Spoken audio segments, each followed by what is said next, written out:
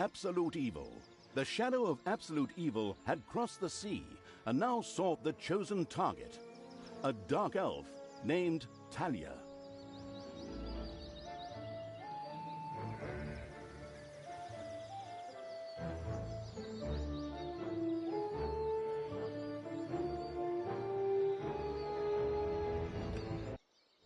A long, long time ago, the absolute evil had, in the famous predecessor to this game, subjugated the known world and defeated good. Now, in a world full of blackness and despair, it spent its days sipping cocktails from the skulls of its enemies and forging new plans over a grilled unicorn kebab. Unfortunately, there wasn't much left to forge.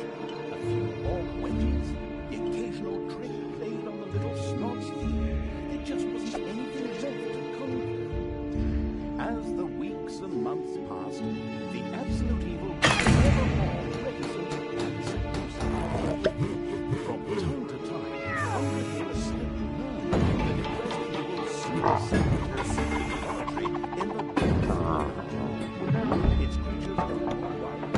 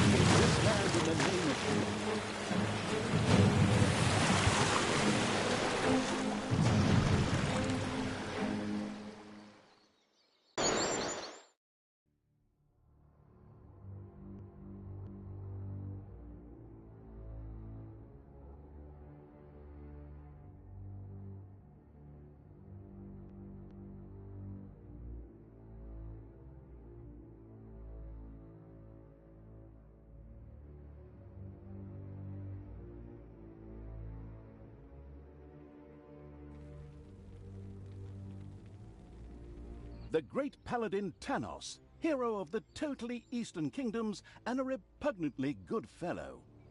He was visiting the fatiguing library in Tristram with his comrades to see his foster daughter Talia. Well now, Talia, tell me about your studies. Are you making progress with the writings of the ancient sages? Yes, dear father. I have thoroughly digested it and have come a step closer to the good. The desire within me to do evil is defeated. Really? Excellent. I am proud of you, my child. Continue to concentrate on your studies. I must go to Stormbreeze to clear up a few matters. I'll be back soon. In the meantime, my loyal friend Grimly will protect the country. Should anything trouble you, you can turn to him. Isn't that right, Grim? Aye, of course, Janos. I'll keep an eye on the damned elf. Your daughter. You can count on me. Then I'll see you soon, my friends. May the goddess watch over you, and the light burn eternally. Bon voyage, dear father. I'll make you so proud of me. Who does good is good. Yuck. Disgusting phrases like that always leave such a nasty taste in my mouth. These abnormally good heroes, on the other hand, had no inkling of the malignity gathered to the south. One moment a herd of sheep was peacefully grazing, and the next moment, whoomph! With a fulminant explosive effect that ate up half our special effects budget, the Shadow entered the world. His target, a dark elf caught between good and evil, was very close. As the Shadow of the unspeakable...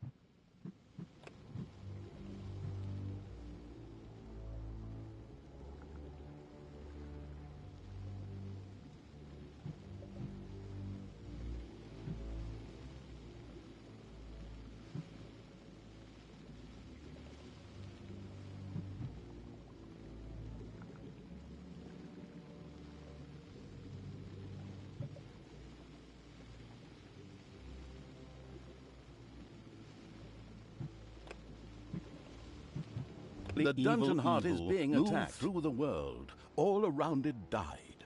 Plants withered. Animals perished. Sort of like a picnic with my family.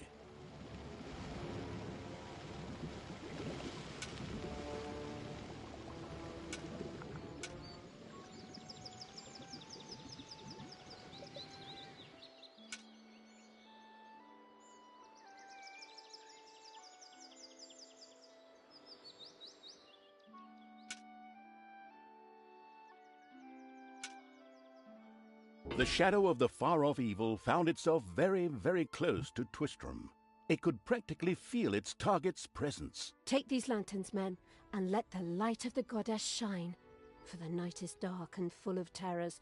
And there's a pile of horse poo around here somewhere. I trod in it earlier. For the darkness! I mean, for the light! Sorry, I'm still in training. Yes, well, that is somewhat suboptimal. Naturally, the shadow of the almighty evil was an incredibly powerful creature. But, well, light was a bit of an issue. It would certainly be wise to stay out of the lantern light.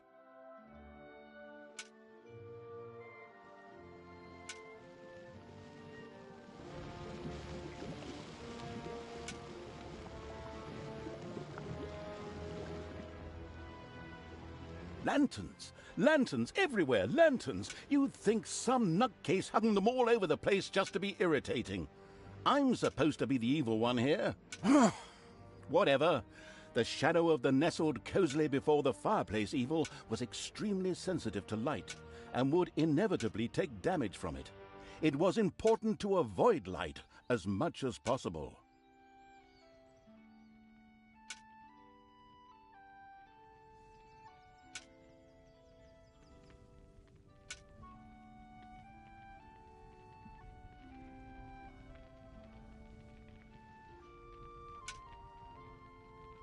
The shadow reached the entrance to Twistram. Fortunately, this one was not closed, but it was brightly lit. Luckily, there was an unfortunate guard on patrol that the shadow was able to possess, thanks to its incredible powers. As long as it wasn't in the light.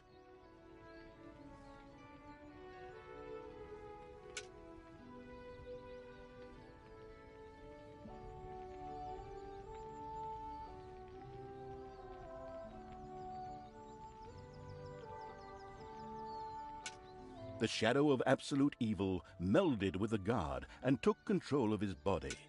Thus, it was able to pass through the gate with ease. What was that? I think there was something wrong with our last beer. Unfortunately, the shadow's possession only lasted a short while before the guard was able to free himself. Still, it was long enough to get past the gate. The Shadow's target was close, so close. Talia, the Dark Elf. Soon she would fight on the side of evil. May the goddess be with you, my friends. It will soon be time to open the orphanage in the fatiguing library. Come to the big square and join in the festivities. Well, I don't know. I had actually kind of planned to spend the evening in the bathhouse. Friends, this orphanage is very important to my father. Tanos, you know, the mighty paladin, the one you really don't want to offend. Yeah, all right, we'd love to come. Excellent! May the light of the goddess shine upon you, and let us experience this exhilarating spectacle in the big square together. Follow me, my friends, for evil, the light, I mean. Keep the light burning bright, for the night is dark and full of terrors or errors or something like that.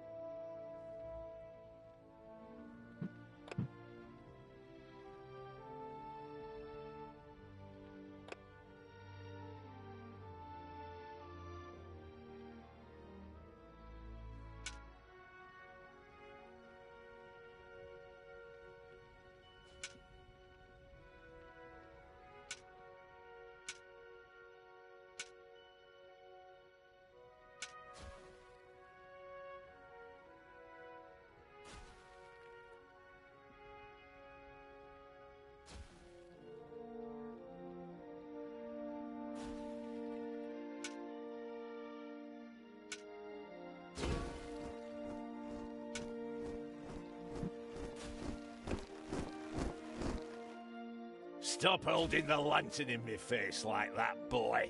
I am Grimly, king of the dwarves, and I am used to the cold, dark tunnels under the mountains. I have no need of any stupid lamp shining into me eyes. Now I'm stuck with that damned pointy-eared...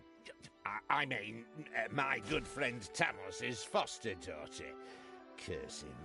A dark elf is a dark elf, and nothing will change that. The girl will always be tainted. Should have cut her ears off when I had the chance.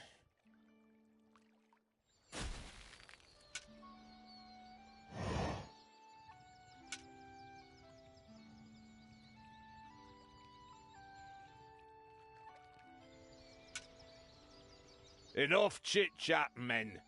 You stay here and secure the area. I have to go check my invention. Stay alert. I can feel something evil lurking in the area. And it's not just that damn pointy-eared... I mean, that elf. After this cliched monologue, Grimly disappeared into the darkness. The impatient evil shadow set off again.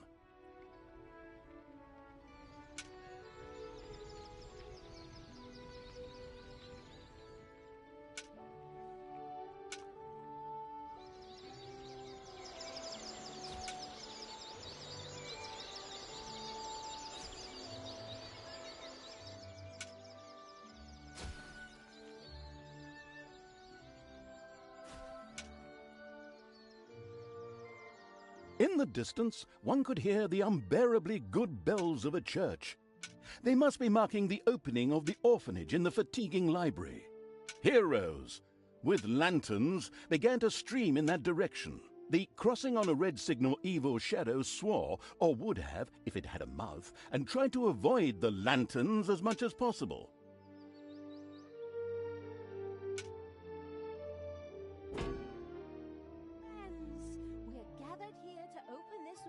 In the fatiguing library for our goddess, and in the name of...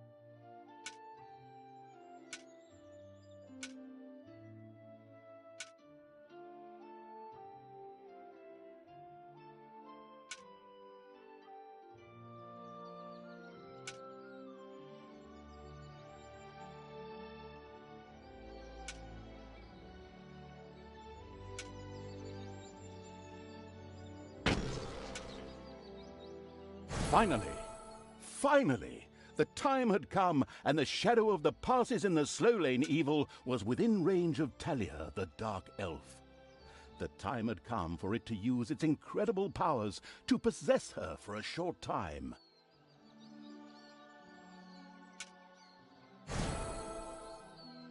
My dear father would be very proud were he with us today. He would be overjoyed to see us give the young and the needy a place to live and thrive.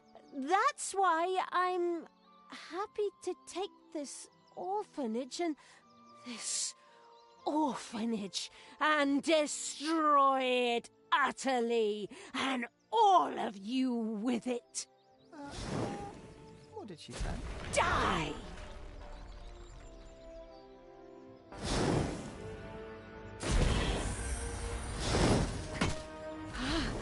I feel the power within me.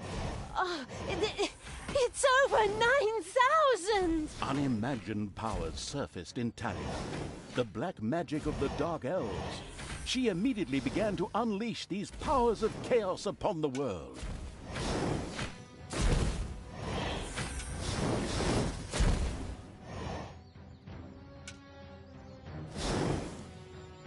I'll tear you to pieces! The Dark Elf raged through Twistrom's inexperienced guards. She thereby built up a tremendous inner energy, which she released into the world as a focus beam, while screaming, Kamehameha! In the fatiguing library, they waited eagerly with coffee and cake for Talia to show up and open the new orphanage. The energy beam hit the cake with a resounding zap and reduced it to ashes. Oh yes, and the rest of the building and everyone inside. The narcissistic evil patted itself on the shoulder for this. Or it would have, but the metal armor always made such a terrible clunking noise when it tried. But then again, that's what little snots are for. Obviously, the Dispatch Shadow had found a perfect vessel in the Dark Elf. Talia had already earned the title of Employee of the Month, with the utter destruction of the fatiguing library, as well as half of Twistrom. The destruction of an orphanage and the bombardment of innocent citizens with magic missiles immediately made her the millennium-wasting evil's new favorite henchperson. Her evil deeds complete, Talia withdrew into the vaults beneath the ruins of the fatiguing library. There, between the slaughterhouse and Mad Archbishop Lazarus's apartments, she prepared to create something powerful in the name of the absolutely, ultimately evil. A dungeon heart, the cornerstone of any dungeon's power. Far away, Paladin of Light and Talia's former mentor, Tanos, was on his way to the Empire's capital of Stormbreeze. Naive and trusting as he was whistling cheerfully to himself, with no inkling of his foster daughter's dark deeds. Though he was aware that as a Dark Elf, she always had a core of evil in her. He had hoped to defeat it through religious indoctrination with ancient mad writings. Well, old bean, you thought wrong.